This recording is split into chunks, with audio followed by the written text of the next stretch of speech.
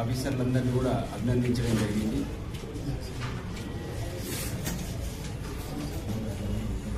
పశువుల కానీ లేదంటే లొకాలిటీల్లో కానీ ఈ సీసీ కెమెరాస్ అనేవి ఎక్కువ ఇన్స్టాల్ చేయడం ద్వారా మనము చాలా వరకు నేరాలను అరికట్టవచ్చు. చేయడానికి భయపడతారు. రెండవది, ఒకవేళ చేసినా కూడా దొరకడం జరుగుతుంది.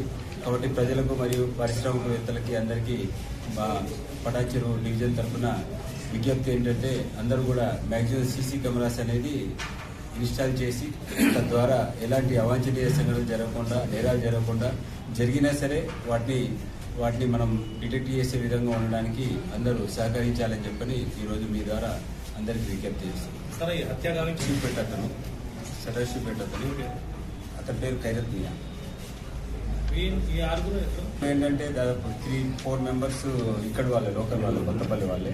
ఒకరు ఇటు బీహార్కి సంబంధించి ఇద్దరు ఉన్నారు. దాంట్లో ఒక అతను అబ్స్టాండింగ్ ఉన్నాడు. కాకపోతే వాళ్ళు కూడా ఏంటంటే వాళ్ళు చిన్నగా ఉన్నప్పుడే వచ్చి ఇక్కడనే నివాసం ఏర్పాటు చేసుకుని ఉంటున్నారు. అంటే దాంట్లో అంటే కర్రలతో కొట్టారు.